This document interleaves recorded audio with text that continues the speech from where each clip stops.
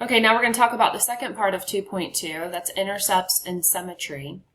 So the general idea of intercepts you should be familiar with. So if we start with a graph, let's see, our graph looks like this. All right, we've got the x and y axis. So anywhere that we touch the x-axis, we've got x-intercepts. And anywhere that we touch the y-axis, we've got a y-intercept. Okay, or y-intercepts. All right, so that's the general idea here, is we're looking for where these cross the axes, and that actually tells us a lot about the function as we get into applications and stuff, so these are kind of key concepts to have. Now, if you notice, x-intercepts and y-intercepts will always come in a certain form. So if you look at the x-intercepts, those are our red dots right here, they will always be on the x-axis. That means that they have a left and right component, but not an up or down component. So we move left or right, which is in the x direction. We don't move up or down. So the y part is always going to be 0. So our x-intercepts are always going to be in the form of something like a 0. So like 2, 0 might be this one on the right, negative 1, 0 might be this one on the left. So we've got some number left and right, and then the second number, the y part, will always be equal to 0. Okay, so we get something that looks like a0 or y is always 0. Similarly for y-intercepts, okay, y-intercepts, our left and right component is 0, and we only move up or down because we want to be on the y-axis. So x this time is going to be 0, and then we're going to have some number for y. So this point might be something like 0, 1. Or we could have another y-intercept down here at 0, negative 3. So they're always going to be in the form of something like 0b, or x is always equal to 0. Okay, so our x and y-intercepts are always in these forms.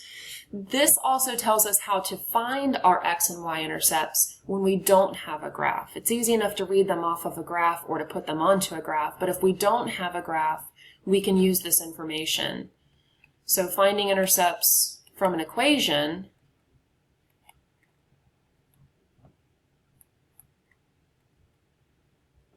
okay, finding intercepts from an equation, this is an important thing in this class.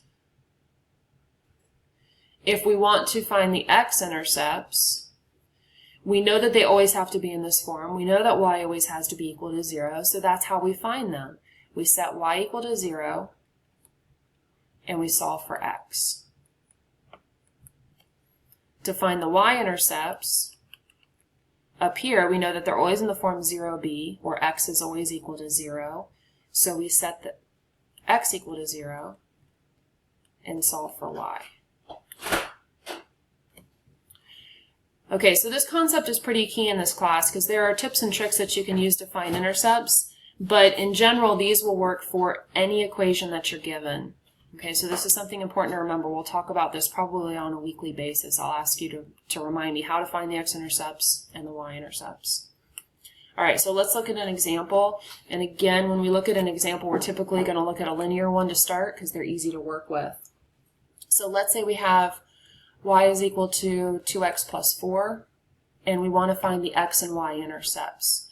So to find the x-intercept, okay, remember from over here, to find the x-intercept, we set y equal to 0. So we're going to put 0 in for y, and we will solve for x. So we want to get x by itself, so we're going to subtract 4 from each side, and then we're going to divide by 2. So negative 4 over 2 is negative 2.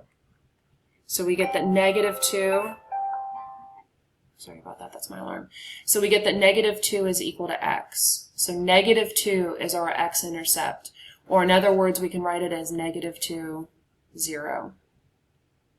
Okay, either of those answers would be fine if they're asking for an x-intercept. All right, similarly, if we want to find the y-intercept, we know from over here on the right, if we want to find the y-intercept, we set x equal to 0 and solve. This is usually the easier one to do because usually our equations are written in terms of y. So when we plug x equals 0 in, we're going to have 2 times 0 plus 4. 2 times 0 is 0. And we're left with y is equal to 4. So 4 is our y-intercept, or we could write it as 0, 4. Either one of those answers would be correct. Now, since this one's a line and it's in slope-intercept form, you might have said, well, we can look at this and see y equals mx plus b. We know that b is going to be our y-intercept, so we know that 4, we already knew that 4 was our intercept. So yes, there are some tips and tricks that you can use in some of these equations, but again, this method will work for any equation out there, so it's good to know.